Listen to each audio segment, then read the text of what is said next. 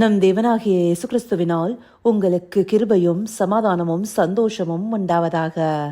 இன்றைக்கு பயப்படாதேங்கிற ஜீவ வார்த்தையை குறித்து நாம பார்க்கவிருக்கிற வேத பகுதி ஆதியாகமம் 21வது அதிகாரம் வசனம் 17. Genesis chapter 21 verse 17. தேவன் பிள்ளையின் சத்தத்தை கேட்டார்.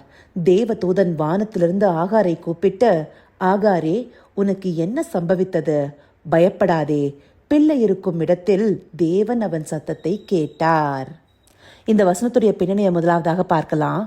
ஆபிரகாமுடைய மனைவி சாரா தான் வயது சென்றவளா இருக்கிறதுனால தன்னுடைய அடிமை பெண்ணாகிய ஆகார ஆபிரகாமுக்கு கொடுத்து அவங்க மூலமா ஒரு சந்ததியை உண்டு பண்றாங்க. அப்படியாக ஆகாருக்கு பிறந்த மகனே இஸ்மவேல். ஆனா அவர் வாக்குத்தத்தம் பண்ணப்பட்ட பிள்ளை இல்ல. அதற்கு பிற்பாடு சில வருடங்கள் கழித்து சாராளுக்கு வாக்குத்தத்தம் பண்ணப்பட்ட பிள்ளையாகிய ஈசாக்கு பிறக்கிறாங்க. ஈசாக்கு வளர்ந்து பால் மறந்த பிற்பாடு ஆபிரகாம் ஒரு விருந்து உண்டு பண்றாரு. அந்த சமயத்துல அடிமை பெண்ணாகிய ஆகாரும் அவங்க பிள்ளையும் ஈசாக்க பரியாசம் பண்றத சாரா பாக்குறாங்க. அதை பார்த்து கோபமடைந்து ஆபிரகாம் இடத்துல அடிமை பெண்ணாகிய ஆகாரையும் அவங்க குமாரனையும் அவங்கள விட்டு துரத்தி விட சொல்றாங்க. அது மாத்திரம் இல்லாம ஆகாரின் மகன் தன்னுடைய மகனோடு சுதந்திரவாளியா இருப்பதில்லைன்னு சொல்லிடுறாங்க. இதை கேட்டு ஆபிரகாம் வருத்தம் அடைகிறாரு. ஆனாலும் தேவன் ஆபிரகாம் இடத்துல சாரால் சொன்னபடியே செய்ய சொல்றாரு. அந்தபடியே ஆபிரகாம் அப்பத்தையும் ஒரு துருத்தி தண்ணீரையும் ஆகாருக்கும் பிள்ளைக்கும் கொடுத்து அவங்கள அனுப்பி விட்டுறாரு. அப்படியாக பிள்ளையோடு கூட ஆகார் பெயர்சபா வனாந்திரத்துல சுற்றி திரியறாங்க. அப்போ துருத்தியில் இருந்த தண்ணி எல்லாமே முடிஞ்சிருச்சு. அப்படி வனாந்தரமான ஒரு சூழ்நிலையில பிள்ளை சாகிறத நான் பார்க்க மாட்டேன்னு சொல்லி ஒரு செடியின் கீழே பிள்ளைய உட்கார வச்சுட்டு அம்பு பாயிர தூரத்துல அவங்க போய் சத்தமிட்டு அழறாங்க.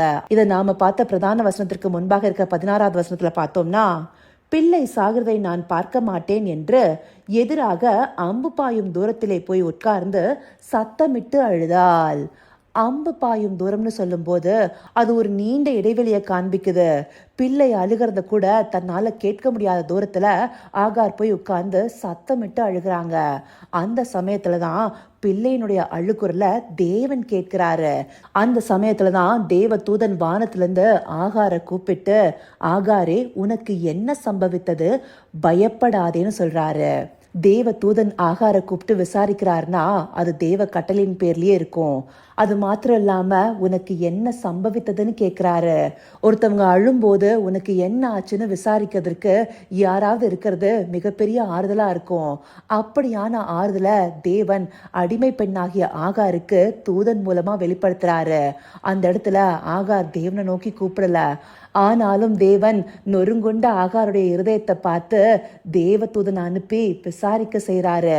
விசாரித்ததோடு அல்லாம பயப்படாதேன்னு சொல்லி பிள்ளை இருக்கிற இடத்துல தேவன் நம்மளுடைய சத்தத்தை கேட்டார்னு சொல்றாரு. அப்படி பிள்ளையின் அழுகுரலை கேட்ட தேவன் கண்களை திறக்கிறாரு. அவங்களுக்கு பக்கத்துல இருக்கிற ஒரு தண்ணீர் திறவை காணும்படி செய்யறாரு. அதை பார்த்தவுடன் அதுல தண்ணீர் நிரப்பி பிள்ளைக்கு குடிக்க கொடுக்கறாங்க. இப்படியாக பிள்ளைக்காக பரிதபித்து பயந்து போன சூழ்நிலை இருக்கிற ஆகார தேவன் பார்க்கிறாரு. தேவன் அவங்களுக்கு சகாயம் பண்றாரு. இப்படியான ஒரு தேவனையே நாம சேவிக்கிறோம். அவர் ஆகார் என்னும் அடிமை பெண்ணின் அழுகுரலையும் அவருடைய பிள்ளையின் அழுகுரலையும் கேட்டிருக்காரு. அப்படி இருக்கும்போது அவருடைய பிள்ளைகளுடைய அழுகுரலை கேட்க மாட்டாரா? அவர்களுடைய பிள்ளைகள் பயந்திருக்கும் போது அவங்கள விசாரிக்க மாட்டாரா? நிச்சயமா நடத்துவாரு.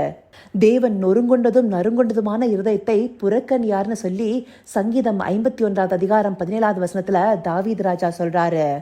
அந்தபடியாக வேறே தேவர்களை சேவித்த அடிமை பெண்ணாக இருந்தாலும் நொறுங்குண்ட போது தேவன் அவர்களுக்கு சகாயம் செய்கிறவராக இருக்கிறாரு.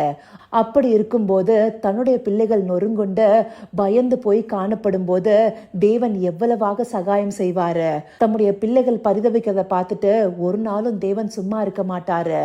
இந்த இடத்துல ஆகார் தன்னுடைய வாயை திறந்து தன்னுடைய பிள்ளைய குறிச்சு பயமா இருக்கு, தன் பிள்ளைக்கு என்ன சம்பவிக்க போதோன்னு தெரியலன்னு சொல்லி அழுகல.